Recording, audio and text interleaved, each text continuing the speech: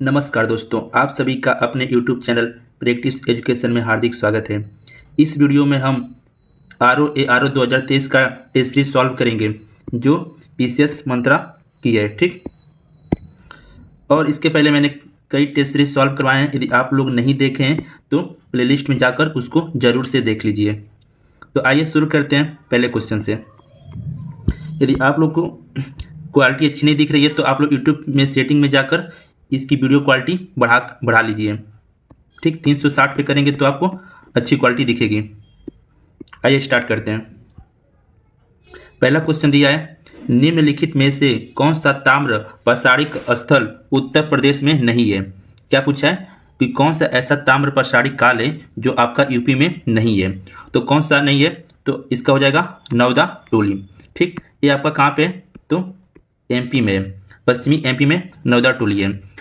नौरहान ये आपका यूपी में, खैराडी ये भी आपका यूपी में, सो गौरा ये भी आपका यूपी में। मतलब ए सी डी ये तीनों आपका यूपी में है और नौदा टोली आपका एमपी में है।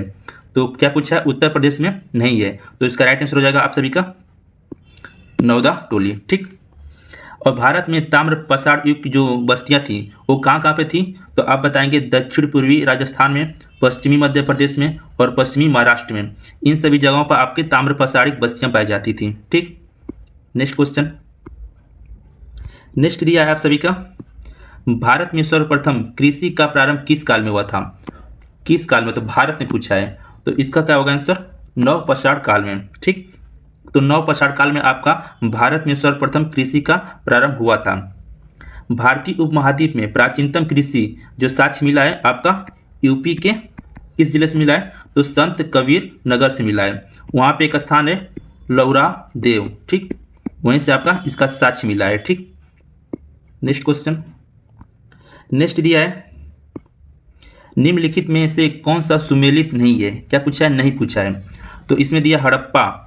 हड़प्पा का रखाल दास बनर्जी नहीं, तो हड़प्पा कौन थे, तो दयाराम साहनी।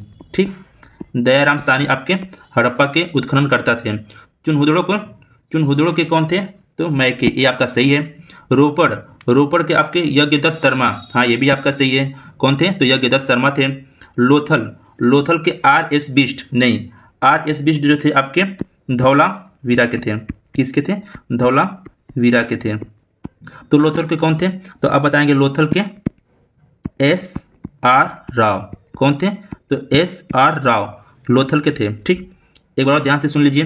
हड़प्पा के कौन थे, तो दयाराम साहनी थे। जो नुदड़ो के मैके ये तो सही है। रोपड़ के यज्ञदत्त शर्मा ये भी सही है। लोथल के जो थे आर एस राव थे और एस आर बिष्ट जो है धौलावीरा के हैं। ठीक, नेक्स्ट, तो इसमें कौन सा हो जाएगा, तो इसका राइट आंसर हो जाएगा ए और 4। ठीक, क्योंकि इसमें नहीं पूछा है तो आपका ये नहीं है और ये नहीं है। नेक्स्ट, सिंधु घाटी सभ्यता का कौन सा स्थल प्राक हड़प्पा हड़प्पा कालीन और हड़प्पा उत्तर तीनों कालों का प्रतिनिधित्व करता है। तो इसमें से हो जाएगा आपका मांडा। जो मांडा है आपका कश्मीर में है। कहाँ पे, कश्मीर में है। ये आपका तीनों प्रतिनिधित्व करता है, प्राक हड़प्पा का भी, हड़प्पा कालीन का भी और हड़प्पा उत्तर का भी। ठीक, और मांडा जो है इसके अलावा भी कौन कौन करता है, तो सुरकोटदा धौलावीरा और राखीगढ़ी, ये तीनों भी आपके तीनों का प्रतिनिधित्व करते हैं। ठीक, मांडा के अलावा इसको ध्यान रखिएगा। कौन कौन, तो मांडा तो है ही आपका, फिर सुरकोटदा भी है, धौलावीरा भी है और राखीगढ़ी है। ये तीनों आपका प्रतिनिधित्व करते हैं। Next question. नेक्स्ट दिया है, निम्नलिखित में से कौन सा सही सुमेलित है। इसमें सही सुमेलित बताना हमको। तो दैमाबाद, तो दैमाबाद गोदावरी नहीं, दैमाबाद का आपका हो जाएगा प्रवरा। ठीक, ये प्रवरा नदी के तट पे था। आलमगीरपुर यमुना नहीं होगा, इसका हिंडन नदी होगा, हिंडन। ठीक, सुतकांगेडोर दार्शक जी, ये बिल्कुल आपका सही है, सी आपका सही है। मांडा सिंधु नहीं, मांडा जो था आपका तो चेनाब नदी के किनारे था। ठीक, तो दैमाबाद प्रवरा नदी पे, आलमगीरपुर हिंडन नदी और सूतकांगेडोर दाशक और मांडा आपका चेनाब। ठीक, तो इसका राइट आंसर हो जाएगा सूतकांगेडोर का दाशक। ठीक, नेक्स्ट, हड़प्पा सभ्यता का प्रमुख स्थल सारतुलई वर्तमान में किस देश में है?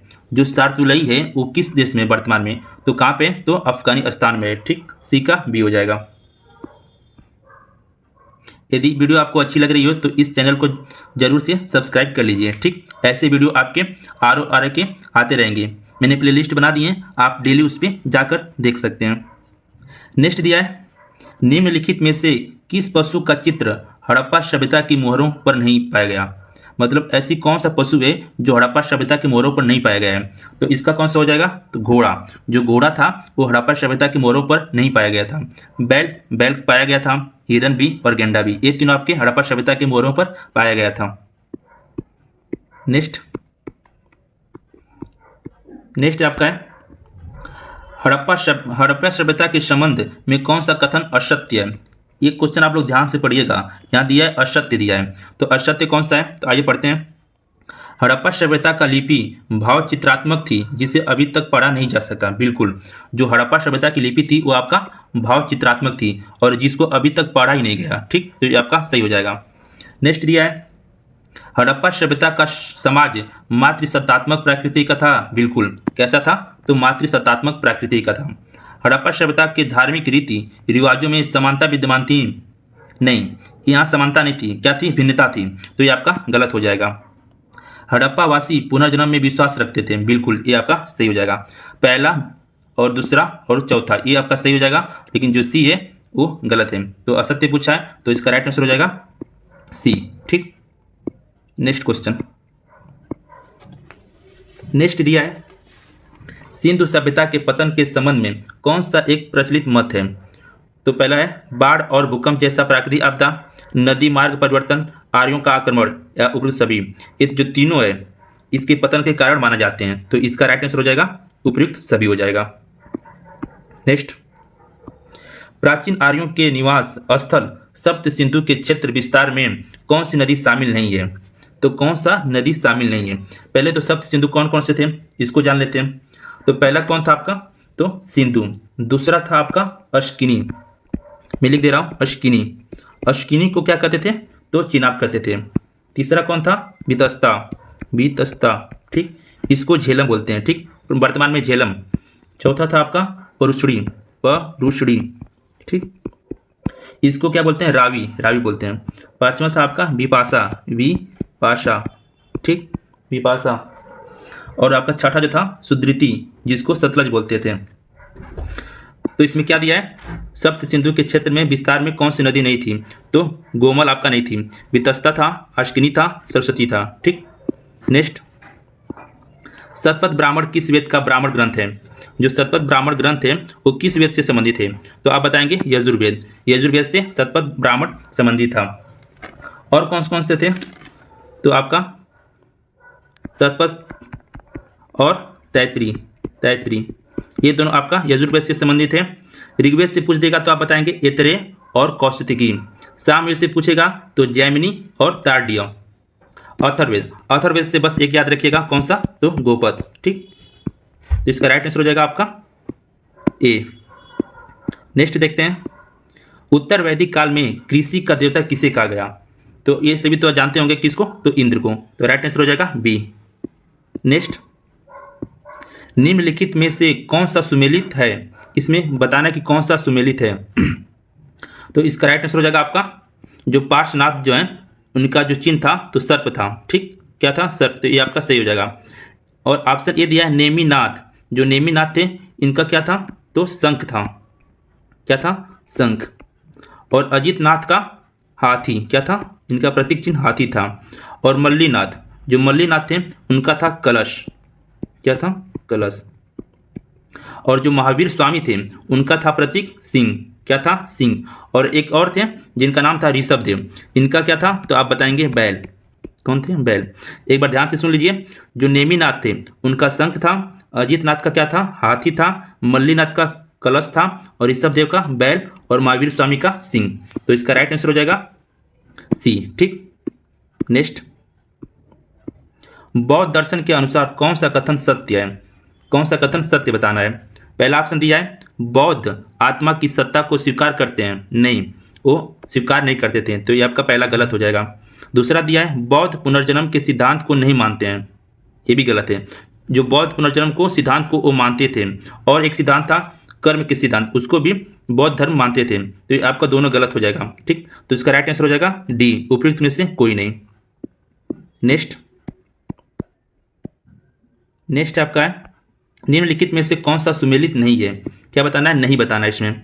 तो इसमें हो जाएगा आपका चेदी, चेदी का सोतित्वती, ये आपका सही है। ये सब आपका राजधानी दिया इस एक साइड। ठीक, अश्म की राजधानी कहाँ थी? तो पोटिल, पोटिल था। कंबोज, कंबोज का हाटक। और अंग, अंग का राजगिरी नहीं, अंग का राजगिरी नहीं था। अंग की राजधानी आपका चंपा था। कहाँ पे? चंपा। जो राजगिरी था ये किसका था? तो मगध, मगध की राजधानी कहाँ पे थी? तो राजगिरी में। ठीक, तो इसमें कौन सा गलत है? तो अंग, अंग का राजगिरी नहीं होगा, चंपा होगा। नेक्स्ट, सर्वप्रथम पाटलिपुत्र को राजधानी के रूप में किसने स्थापित किया? तो किसने किया पाटलिपुत्र को स्थापना? तो उदयन। उदयन कौन था? तो हर्यक वंश का शासक था, जिसने पाटलिपुत्र की स्थापना करवाया और उसने अपनी खुद की राजधानी बना लिया पाटलिपुत्र को। तो इसका राइट आंसर हो जाएगा बी, उदयन। नेक्स्ट, निम्नलिखित में से मौर्य काल में कौन शिक्षा का प्रमुख केंद्र नहीं माना जाता है? शिक्षा केंद्र प्रमुख नहीं माना जाता है। शिक्षा केंद्र नालंदा भी था, तक्षशिला भी था, वाराणसी भी था और उज्जैन भी था, लेकिन क्वेश्चन में दिया है मौर्य काल। तो मौर्य काल में आपका जो नालंदा था वो मौर्यकालीन में नहीं था, तक्षशिला था, वाराणसी में था, उज्जैन, ये तीनों आपका मौर्य काल से संबंधित है। तो इसका राइट आंसर हो जाएगा, नहीं पूछा है तो आपका ए नहीं है। नेक्स्ट, नेक्स्ट दिया है भूमिदान का पहला अभिलेखी साक्ष्य मिलता है। जो भूमि का जो पहला अभिलेख मिलता है किस अभिलेख से मिलता है? तो इसका हो जाएगा नानाघाट अभिलेख। किससे? नानाघाट अभिलेख। नानाघाट अभिलेख किससे संबंधित है? तो सातवाहन वंशी की जो उनकी जो रानी थी, किसकी? सत्यवती प्रथम की, उनका नाम था नागनिका। नागनिका, नागनिका के द्वारा ही नागघाट अभिलेख की रचना की गई थी। उसी में साक्ष्य मिलता है भूमिदान का पहला। ठीक, किसको दिया गया था सर्वप्रथम? तो ब्राह्मणों और बौद्धों को। ठीक, किसको? ब्राह्मणों और बौद्धों को सर्वप्रथम भूमिदान दिया गया था। नेक्स्ट, निम्नलिखित में गुप्तकालीन पश्चिमी तट के बंदरगाह में कौन सा सर्वप्रमुख बंदरगाह था? किस काल में? तो गुप्तकालीन में। तो इसका हो जाएगा भड़ोच। भड़ोच बंदरगाह जो उस समय गुप्तकालीन में पश्चिमी तट पे प्रसिद्ध था। ठीक, और चोल बंदरगाह, कल्याण बंदरगाह और कैम्बे बंदरगाह, ये सभी आपके गुप्तकालीन तट से संबंधित है। ठीक, लेकिन पूछा है सर्वप्रमुख बंदरगाह कौन था? तो आप बताएंगे भड़ोच बंदरगाह। नेक्स्ट, भारत में हुड़ सत्ता की स्थापना किसके नेतृत्व में हुई थी? तो किसके नेतृत्व में हुई थी? तो आप बताएंगे तोरमाड़ के नेतृत्व में आपका हुड़ सत्ता की स्थापना की गई थी। तो राइट आंसर हो जाएगा आपका ए। नेक्स्ट, समुद्रगुप्त की प्रयाग प्रशस्ति में वर्णित दक्षिण भारत की विजय को कहा गया। तो क्या कहा गया है? तो आप बताएंगे धर्म विजय। क्या कहा गया? धर्म विजय आपके दक्षिण भारत की विजय को प्रयाग प्रशस्ति में कहा गया है। नेक्स्ट, किस शासक को ग्रीक लेखकों ने अग्रमीज एवं जैनेन्द्र मीज नाम से पुकारा? तो किस शासक ने? तो आप बताएंगे घनानंद। जो घनानंद था उसको ग्रीक लेखक ने अग्रमीज और जैनेन्द्र मीज के नाम से पुकारा था। ठीक, जो ये अंतिम था, अंतिम चंद राजा जो था घनानंद ही था। पूछ देगा कि नंद वंश का अंतिम शासक कौन था? तो घनानंद था। और ये किसके समकालीन था? तो सिकंदर के समकालीन था। और घनानंद को एक राट की उपाधि मिली थी। ठीक, एक राट की उपाधि मिली थी। ठीक, नेक्स्ट दिया आपका गुप्तचर प्रणाली का वर्णन करने वाला प्रथम ग्रंथ है। तो कौन सा ग्रंथ है? तो अर्थशास्त्र। कौन सा? अर्थशास्त्र। अर्थशास्त्र में राज्य के गुप्तचर को क्या कहा गया है? तो गुड़ पुरुष। इसको ध्यान में रखिएगा। ठीक, गुड़ पुरुष किसको कहा गया है? तो गुप्तचर विभाग को कहा गया है। ठीक, गुप्तचर विभाग का नाम महामत्य पर्षद मिलता है। ठीक, जो विभाग था क्या मिलता है? महात्य पर्षद मिलता है। गार्गी, जो गार्गी संहिता है, ये आपका बुक जो है ज्योतिष से संबंधित है। किससे? ज्योतिष से संबंधित है। और इसमें इसमें वो यवनों के आक्रमण का उल्लेख मिलता है। ठीक, इसका यवनों के आक्रमण का उल्लेख मिलता है। और जो ये दिव्यवादन है, दिव्यावदान जो है, ये आपका बौद्ध ग्रंथ से संबंधित है। किससे? तो बौद्ध ग्रंथ से। तो राइट आंसर हो जाएगा आपका अर्थशास्त्र। नेक्स्ट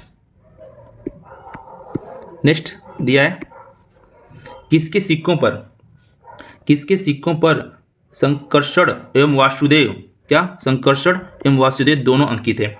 तो किसके? तो आप बताएंगे हुविस्क के सिक्कों पर संकर्षण एवं वासुदेव दोनों अंकित है। ठीक, और एक क्वेश्चन पूछता है कि सोने का सिक्का किसने सर्वप्रथम चलाया था? तो कुशाणों ने इस सर्वप्रथम शुद्ध सोने के सिक्के चलाए थे। वो भी कितने ग्रेन के थे? तो 124 ग्रेन के थे। तो इसका राइट आंसर हो जाएगा हुविस्क, बी। नेक्स्ट देखते हैं, निम्नलिखित में से मंदसौर प्रशस्ति की रचना किसने की थी? मंदसौर प्रशस्ति की रचना किसने की थी? तो वत्स भट्टी ने इसने मंदसौर की स्थापना की थी। जो वत्स भट्टी जो था आपका कुमार गुप्त प्रथम के दरबारी था। क्या था? किसके? तो कुमार गुप्त प्रथम के दरबारी था। इसमें दिया है वीर सेन साव जो था आपका चंद्रगुप्त द्वितीय का युद्ध सचिव था। क्या था? तो सचिव। ठीक, सचिव था। और जो हरिश्चंद्र जो है ये किससे संबंधित है? तो प्रयाग प्रशस्ति से संबंधित कौन है? तो हरिश्चंद्र जी हैं। तो राइट आंसर हो जाएगा आपका सी। नेक्स्ट, निम्नलिखित में कौन सही सुमेलित नहीं है? क्या पूछा है? सही सुमेलित नहीं है। तो इसमें हो जाएगा आपका प्रियदर्शिका हर्ष, ये आपका सही है। हर्षचरित बाणभट्ट, ये भी आपका सही है। सूर्य शतक मयूर, हाँ ये भी आपका सही है। मयूर शतक जयसेन, नहीं ये जयसेन ने नहीं लिखा था। तो कौन लिखा था? तो मयूर से संबंधित है। ठीक, तो सूर्य शतक और मयूर शतक इन दोनों के एक ही है, मयूर। ठीक, तो राइट आंसर हो जाएगा, नहीं पूछा है तो आपका डी हो जाएगा। नेक्स्ट, निम्न में से अशोक ने किस गुफा का निर्माण बिहार के बराबर पहाड़ियों में नहीं करवाया? तो इन चारों में से कौन सी ऐसी गुफा है जो अशोक ने बिहार के बराबर पहाड़ियों में नहीं करवाया? तो इसका हो जाएगा आपका लोमर्सी गुफा। कौन? लोमर्सी गुफा। सुदामा गुफा, ये तो अशोक ने करवाया है। कड़ चौपार, ये भी अशोक ने। और विश्व झोपड़ी गुफा, ये भी। ये तीनों आपके कहाँ पे हैं? तो बिहार के बराबर पहाड़ियों पे स्थित है। लेकिन जो लोम ऋषि गुफा है, लोमर्सी जो गुफा है, इसका जो कौन करवाता है? तो अशोक का पौत्र दशरथ। कौन? दशरथ जो था ये नागा अर्जुनी पहाड़ी पर निर्माण इसका करवाया था। ठीक, तो नहीं पूछा है तो आपका भी नहीं हो जाएगा। बस आप लोग ध्यान से सुनते रहिएगा और समझते रहिएगा। ठीक, नेक्स्ट दिया आप सभी का, मौर्यकालीन करों में कौन सा एक प्रकार का धार्मिक कर था? धार्मिक कर पूछा है। तो किसमें? तो मौर्यकालीन में। तो इसका हो जाएगा आप सभी का वली। जो वली था वो आपका धार्मिक कर था। रज्जु का संबंध किससे था? तो भूमि की माप के समय एक कर लिया जाता था। किसके समय? भूमि की माप के समय। विविध, जो विविध था ये आपका चारागाह, किससे? चारागाह कर था एक। ठीक, और जो हरिण्य जो था आपका यह एक नगद कर था। जब मतलब अनाज के रूप में इसको न लेकर नगद लिया जाता था। कब? ये नगद के रूप में इसको लिया जाता था। नेक्स्ट देखते हैं, निम्नलिखित में से किन शासकों ने प्रांतों में द्वैत शासन प्रणाली का प्रचलन किया? किसके शासनों में प्रांतों में द्वैत शासन प्रचलित हुआ? तो किसके हुआ? तो कुशाणों ने सर्वप्रथम प्रांतों में द्वैत शासन का प्रणाली अपनाया था। ठीक, और जो शकों और पार्थिन जो थे एक कौन सा लाए थे? तो संयुक्त शासन लाए थे। ठीक, ध्यान में रखिएगा, यदि संयुक्त पूछेगा तो शक और पार्थिन जो थे, और द्वैत शासन पूछेगा तो कुशाण। ठीक, नेक्स्ट, शतमान सिक्के किस धातु के ढाले जाते हैं? शतमान सिक्के जो थे किस धातु के ढाले जाते थे? तो जो शतमान था ये आपका चांदी। किससे? चांदी। सोना जो था, सोने का आप बोलेंगे निष्क। क्या? निष्क। और स्वर्ण बोलेंगे, स्वर्ण और पल ये आपके धातु जो थे सोने के सिक्के निर्मित होते थे। किससे? तो निष्क, स्वर्ण, पल। ठीक, वही ताबे पूछ देगा तो ताबे का आप बताएंगे काकनी, काकिनी, ठीक, काकनी। तो शतमान सिक्के का पूछा है तो आपका चांदी हो जाएगा, B right answer. Okay, next. निम्न में से किस शासक ने नालंदा विश्वविद्यालय की स्थापना करवाई? किसकी? नालंदा विश्वविद्यालय की स्थापना किसने करवाई? तो हम लोग क्या जानते हैं? कुमार गुप्त को। कुमार गुप्त, जो कुमार गुप्त का ही नाम क्या था? ये तो उपाधि था, महेंद्रादित्य जो थे इनका उपाधि था कुमार गुप्त, और इन्होंने ही नालंदा विश्वविद्यालय की स्थापना करवाई थी। ठीक, तो राइट आंसर हो जाएगा सी, महेंद्रादित्य। नेक्स्ट, निम्नलिखित में से कौन सा स्मारक पल्लव काल से संबंधित नहीं है? क्या पूछा है? नहीं, किसके समय? तो पल्लव काल के संबंधित नहीं है। कैलाशनाथ मंदिर, कैलाशनाथ मंदिर कहाँ पे? कांची, कहाँ पे? कांची पे। सूर्य मंदिर, एक सूर्य मंदिर है, ये आपका महाबलीपुरम में है, महाबलीपुरम, ठीक। और कैलाशनाथ मंदिर और सूर्य मंदिर जो थे वो राज सिंह शैली से संबंधित थे। कभी पूछ देगा कि कैलाशनाथ मंदिर और सूर्य मंदिर किस शैली पे आधारित हैं, तो आप बताएंगे राज सिंह, ठीक, राज सिंह। तो क्वेश्चन में क्या दिया है? पल्लव काल से संबंधित नहीं है। कैलाशनाथ ये आपका पल्लव वंश से, सूर्य मंदिर ये भी पल्लव काल से, धर्मराज ये भी आपका पल्लव काल से। लेकिन जो लिंगराज मंदिर है आपका किससे संबंधित है? तो सोमवंशी वंश से संबंधित है, और ये आपका नागर शैली आधारित था। किससे? नागर शैली पे आधारित था। जो लिंगराज मंदिर है इसको प्रारंभ में क्या बोलते थे? तो आप बताएंगे कृतिबास के नाम से प्रारंभ में इसको जाना जाता था। तो इसका राइट आंसर हो जाएगा लिंगराज पल्लव काल से संबंधित नहीं है। नेक्स्ट दिया है, निम्नलिखित शासकों में से किसने वातापिंकोड उपाधि धारण की थी? किसकी? वातापिंकोड उपाधि। पहली बात तो इसका राइट आंसर हो जाएगा बी, नरसिंह वर्मन प्रथम।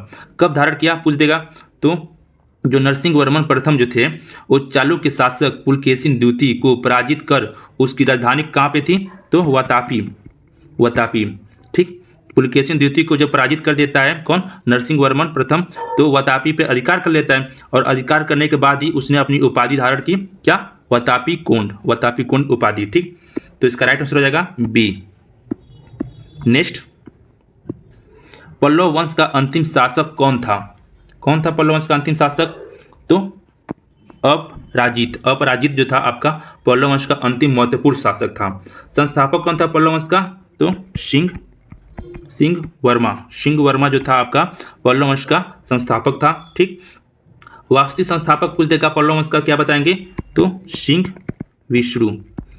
विष्णु जो था वास्तविक संस्थापक था पल्लव वंश का। ओके, तो इसका राइट आंसर क्या हो जाएगा? ए। नेक्स्ट देखते हैं। नेक्स्ट दिया है, हिंदू, जैन एवं बौद्ध तीनों ही धर्म का प्रतिनिधित्व करने वाली गुफा कौन सा है?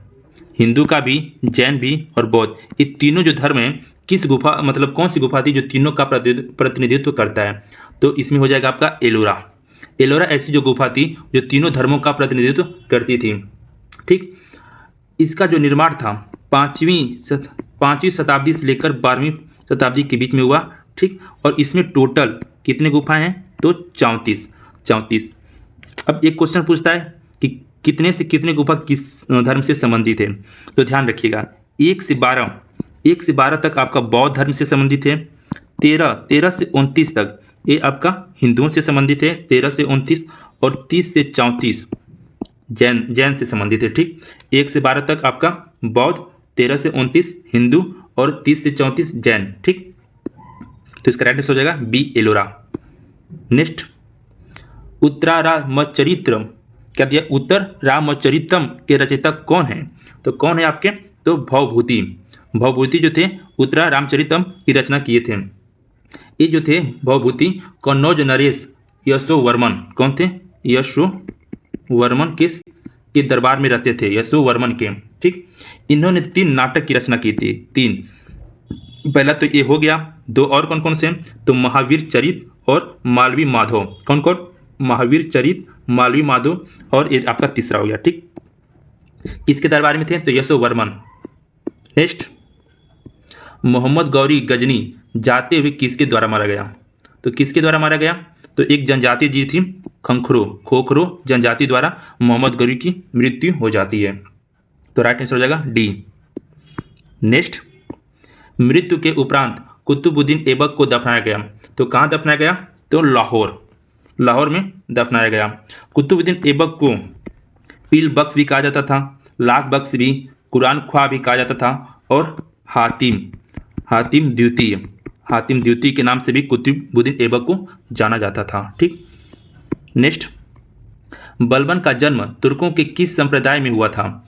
तो बलबन का, तो इलवरी, क्या इलवरी, इलवरी संप्रदाय में बलबन का जन्म हुआ था। ठीक। बलबन का नाम, मूल नाम क्या था?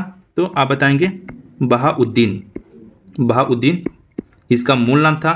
और सुल्तान बनने के बाद क्या नाम रखता है अपना? तो गियासुद्दीन, गियाउद्दीन रखता है, गियाउद्दीन रखता है। ठीक। और बलबन की एक उपाधि थी जिसका नाम था उलुग, उलुग खा, उलुग खा। ठीक। और बलबन को क्या कहा जाता है? जो बलबन इलवरी संप्रदाय से संबंधित था, और बलबन को ही इलवरी वंश का संस्थापक माना जाता है। कौन सा? तो सेकेंड। ठीक। पूछ देगा कि द्वितीय इलवरी वंश का संस्थापक किसे कहा जाता है? तो आप बताएंगे बलबन को। ठीक। नेक्स्ट, निम्नलिखित में से दिल्ली का प्रथम शासक कौन था जिसने दक्कन को भेदा था? किसको? दक्कन को भेदा था। तो कौन थे? तो इसमें कई थे, कई जो शासक थे जो दक्कन को भेदा थे। कौन कौन थे? तो अलादीन हो गए, अलादीन, ये आपका पहला ऑप्शन अलादीन सही हो जाएगा। और कौन थे? महावत खान, महावत खान थे। दूसरा कौन था? शाहजहां भी था, और औरंगजेब। ये तीनों, कौन नहीं, चारों, कौन कौन? अलादीन, महावत खान, शाहजहां, औरंगजेब। ये जो चारों थे ये बचपन में राजनीतिक जो जीवन बिताए थे अपना, तो दक्कन के ही पास बिताए थे। ठीक। तो इसका राइट आंसर हो जाएगा, ऑप्शन में सिर्फ एक दिया है, अलाउद्दीन खिलजी। ठीक। नेक्स्ट, पैगंबर के सेनापति उपाधि का उपयोग किस सल्तनत सुल्तान ने किया? किसका? पैगंबर की सेनापति उपाधि। तो इसका राइट आंसर हो जाएगा खुसरो शाह। क्या हो जाएगा? खुसरो शाह। इसका नाम पूरा क्या है? तो खुसरो मलिक निसरुद्दीन। क्या बताएंगे? खुसरो मलिक निसरुद्दीन इस खुसरो शाह का पूरा नाम है। ठीक। तो राइट आंसर हो जाएगा आपका बी। नेक्स्ट, मसाहत निम्न से संबंधित है। जो मसाहत था वो आपका किससे संबंधित है? तो भूमि से संबंधित है। किससे? भूमि से। और सर्वप्रथम अलाउद्दीन खिलजी ने दिल्ली सल्तनत का पहला ऐसा सुल्तान था जिसने मसाहत को अपनाया था। किसको? मसाहत को अपनाया था। कौन? अलाउद्दीन खिलजी। नेक्स्ट, नेक्स्ट दिया है आपका, अमीर खुसरो ने अपनी रचना आशिका, आशिका किसके आदेश पर लिखा? तो किसके आदेश पर लिखा था? तो खिज्र खान। तो राइट आंसर हो जाएगा आपका सी, खिज्र खान के आदेश पे अमीर खुसरो ने आशिका की रचना की थी। नेक्स्ट, राष्ट्रकूट साम्राज्य का संस्थापक कौन था? किसका? राष्ट्रकूट। तो राष्ट्रकूट साम्राज्य का संस्थापक आप बताएंगे दंती दुर्ग। कौन था? दंती दुर्ग। नेक्स्ट, चोलकालीन प्रशासनिक इकाई जो व्यापारियों के कल्याण की देखरेख करती थी उसे क्या बोलते थे? तो उसको नगरम बोलते थे। जो चोलकालीन जो प्रशासनिक इकाई थी उस व्यापारी के कल्याण को देखरेख जो करता था उसको नगरम बोलते थे। और एक नाम से जानते हैं व्यापारी जो संगठन थी उसको वलंजीर, वलंजियर बोलते थे। ठीक, इसको भी ध्यान रखिएगा। नेक्स्ट, चंदेल साम्राज्य का जेजाक भुक्ति नाम किस चंदेल राजा के नाम से उत्पन्न हुआ? तो जो पहली बात, जो चंदेल साम्राज्य है ये आपका बुंदेलखंड के क्षेत्र में था। कहाँ पे? बुंदेलखंड। और बुंदेलखंड, बुंदेलखंड के नाम प्राचीन जो नाम था वो क्या था? जेजाक भुक्ति था। क्या था? जेजाक भुक्ति। तो इसका राइट आंसर हो जाएगा आप सभी का जय शक्ति, पहला ऑप्शन ए। नेक्स्ट, निम्न में से किस मुगल सम्राट को उसकी मृत्यु के पश्चात अर्श आशियानी कहा गया? क्या? अर्श आशियानी कहा गया। पहली बात तो अर्श आशियानी का मतलब क्या होता है? अर्श आशियानी का मतलब होता है स्वर्ग में रहने वाला, स्वर्ग में रहने वाला। तो किसको कहा गया था? तो अकबर। राइट आंसर हो जाएगा ए, अकबर को। नेक्स्ट, निम्न में से कौन सा युग्म सुमेलित नहीं है? तो उसमें नहीं बताना है। तो नहीं कौन सा हो जाएगा? तो शामगुड़ का युद्ध, ये आपका 15 अप्रैल 1658 में नहीं हुआ था, तो कब हुआ था? 29 मई 1658, 29 मई को हुआ था। किसके किसके बीच में हुआ था? तो आप बताएंगे दारा सिको और औरंगजेब की सेना के बीच में हुआ था, जिसमें औरंगजेब की सेना विजय हो जाता है और दारा सिको पराजित हो जाता है। ठीक, और सभी तीनों सही हैं, लेकिन जो बी ऑप्शन है शामगुड़ का युद्ध, ये आपका गलत है। नेक्स्ट, शिवाजी और जय सिंह के मध्य पुरंदर की संधि कब हुई थी? पुरंदर की संधि कब हुई थी? तो आप बताएंगे 11 जून 1665। किसके बीच में हुआ था? तो शिवाजी और जय सिंह के बीच में हुआ था। नेक्स्ट, बाबर का वजीर निजामुद्दीन बाबर के अंतिम समय में हुमायूं के स्थान पर किसे बाबर का उत्तराधिकारी बनाना चाहता था? जो बाबर का वजीर था, क्या नाम था? निजामुद्दीन। वो हुमायूं के स्थान पर किसको उत्तराधिकारी बनाना चाहता था?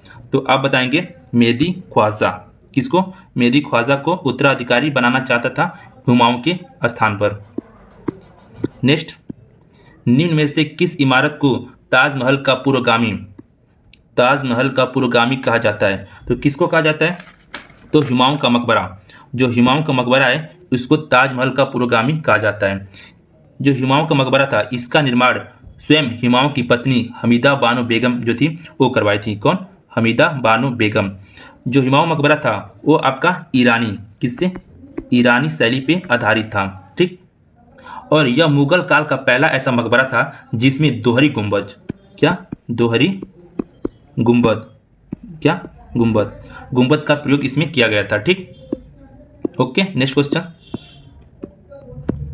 नेक्स्ट है वैष्णव संत वल्लभाचार्य का संबंध किस संप्रदाय से है? किसका? वैष्णव संत जो वल्लभाचार्य थे वो किस संप्रदाय से संबंधित थे? तो आप बताएंगे रुद्र संप्रदाय से संबंधित थे। और जो वल्लभाचार्य का एक दर्शन था उसका नाम क्या बताएंगे? शुद्ध अद्वैतवाद इनके दर्शन का नाम था। नेक्स्ट, सूफी संत बहाउद्दीन जकारिया किस संप्रदाय से संबंधित थे?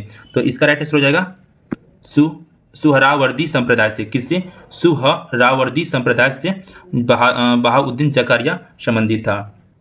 नेक्स्ट, ताताचार्य जो प्रसिद्ध दार्शनिक थे, इनका संबंध किस शासक से था?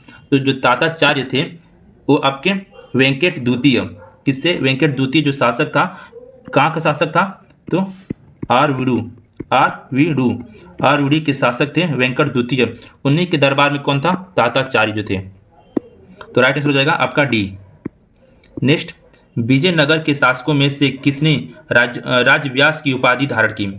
किस शासकों में विजयनगर किसका राजव्यास की उपाधि? तो इसमें आपका प्रथम नहीं होगा, जो हरिहर जो थे वो प्रथम नहीं, कौन हो जाएंगे? तो द्वितीय। हरिहर द्वितीय जो थे आपके राजव्यास की उपाधि धारण किए थे। ठीक, हरिहर द्वितीय थे उसको विरूपाक्ष के उपासक भी कहा जाता था, विरूपाक्ष का उपासक। ठीक, और इसने कई अनेक उपाधि धारण किए थे जिसमें राजाधिराज, राजो परमेश्वर, महाराजाधिराज, ये तीनों उपाधि हरिहर द्वितीय के ही थे। ठीक, नेक्स्ट, कुतुब शाही वंश का प्रसिद्ध बंदरगाह निम्न में से कौन था? कुतुब शाही वंश का प्रसिद्ध बंदरगाह कौन था? तो आप बताएंगे मछलीपट्टनम। जो मछलीपट्टनम था वो कुतुब शाही वंश का प्रसिद्ध बंदरगाह था। राइट आंसर हो जाएगा B. Okay. Next question, Jaimal और फत्ता नामक वीर योद्धाओं का संबंध किस स्थान से है? क्या दिया है? जयमल और फत्ता नामक किस योद्धाओं का संबंध किस शासक से थे? तो ये आपके मेवाड़, जो मेवाड़ के शासक कौन थे? राणा उदय सिंह के जो दरबार में ये दोनों क्या थे? तो सरदार रहते हैं। ठीक, जयमल और फत्ते। तो इसका राइट आंसर हो जाएगा आपका मेवाड़ से। ठीक, नेक्स्ट, बंगाल में स्थित दाखिल दरवाजा निम्न में से किसने बनवाया था? कहाँ पे? बंगाल में। कौन सा दरवाजा? दाखिल दरवाजा। तो कौन बनवाया था? तो इसका राइट आंसर हो जाएगा बारक शाह। कौन? बारक शाह। ठीक, बारक शाह ने इसका निर्माण करवाया था बंगाल में। नेक्स्ट, निम्न में से किसे जगत भूषण की उपाधि प्रदान किया गया था? जगत भूषण तो किसको दिया गया था? तो हुसैन हुसैन शाह को, ठीक। हुसैन शाह को जगत भूषण की उपाधि दिया गया था और हुसैन शाह को ही कृष्ण का अवतार भी कहा जाता था, क्योंकि जो हुसैन शाह जो था हिंदू और मुस्लिमों में सबके साथ समान व्यवहार करता था, इसलिए इसको कृष्ण का अवतार भी कहा जाता था।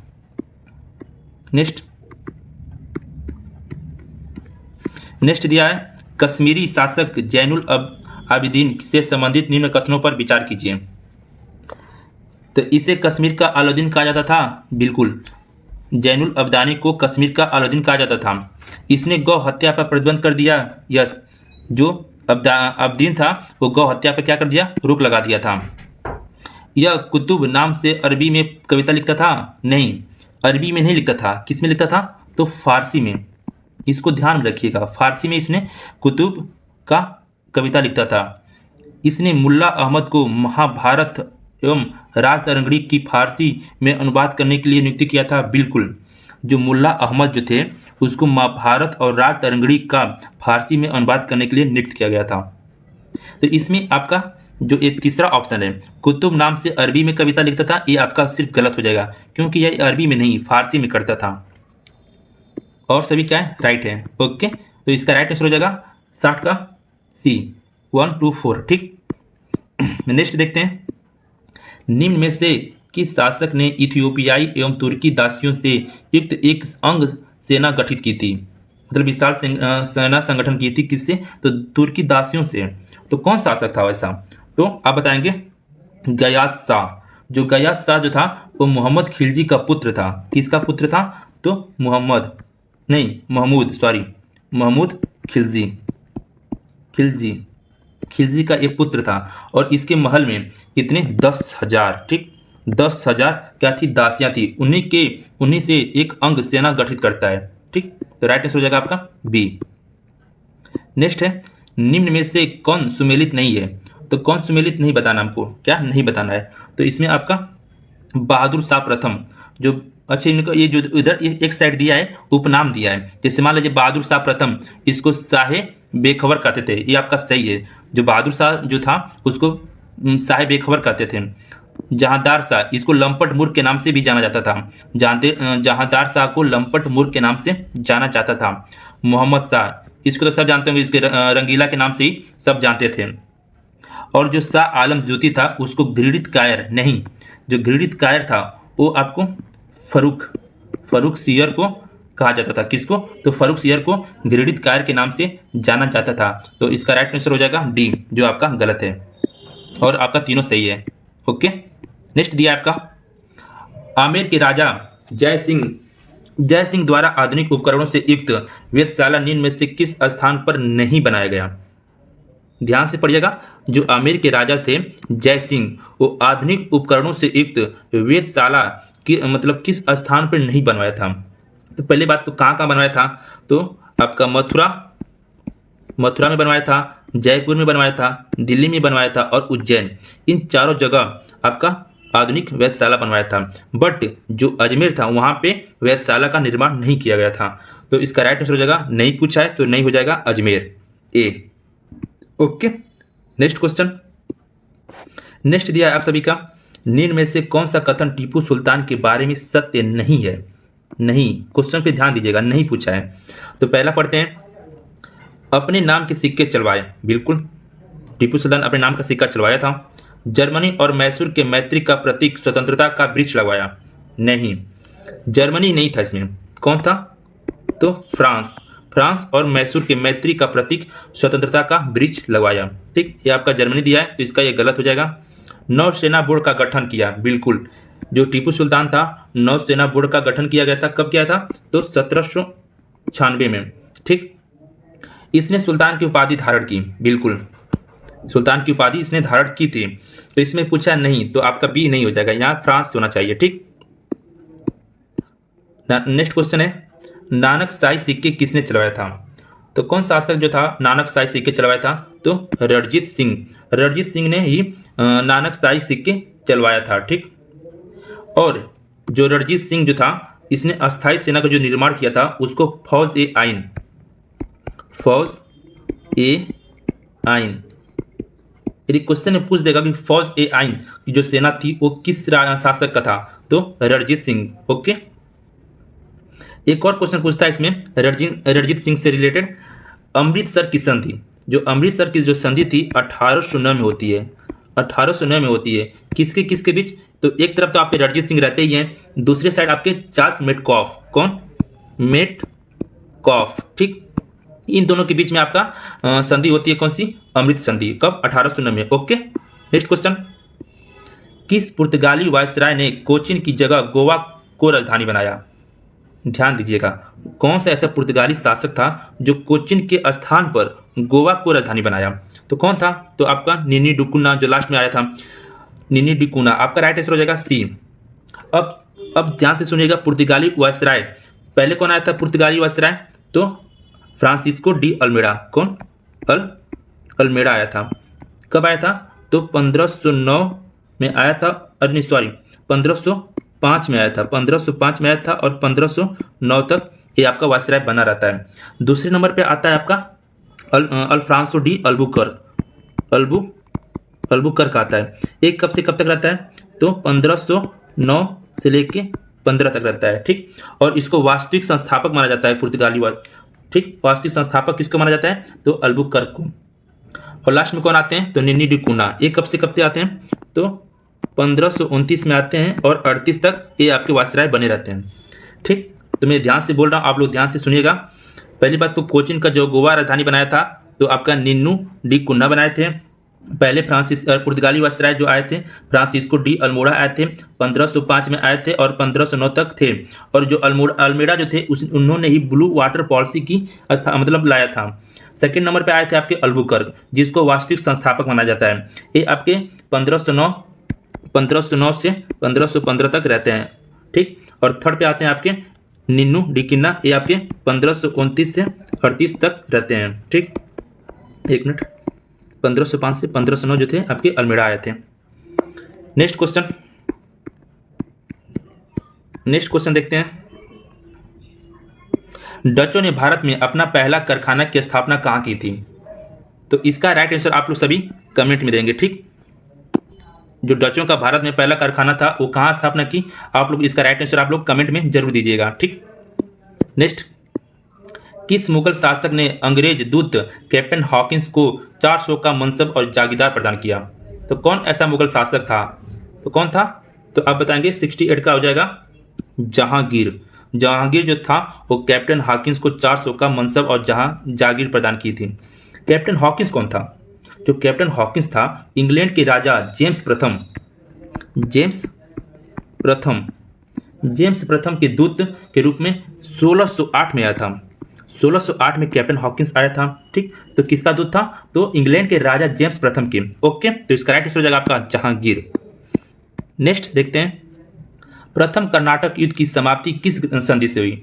तो प्रथम कर्नाटक युद्ध किस संधि से हुई? तो एक्सला सेपेल की संधि से। तो एक कब संधि हुई थी? तो 1748 में एक्सला सेपेल की संधि हुई थी। और इसी के कारण प्रथम जो कर्नाटक होता है वो आपका समाप्त हो जाता है इसी संधि के साथ। नेक्स्ट क्वेश्चन, और ये आपका अंतिम क्वेश्चन है। यदि वीडियो आपको अच्छी लगी हो तो प्लीज़ इस चैनल को सब्सक्राइब कर लीजिए और आने वाली वीडियो आप सभी को मिलती रहेंगी। और आप लोग डेली प्लेलिस्ट में जाकर देखिएगा, मैंने एक प्लेलिस्ट बनाया है RO के नाम से। उसमें मैं डेली टेस्ट सीरीज जितनी संस्थाएं जैसे दृष्टि हो गए, ध्येय IAS हो गए, इन सभी का टेस्ट सीरीज में डेली अपलोड करता रहूँगा। लास्ट क्वेश्चन है, द्वैत शासन के जनक किसे माना जाता है? तो किसे माना जाता है? तो लियो कार्टिस को। ओके, जय हिंद, जय भारत। मिलते हैं नेक्स्ट वीडियो में।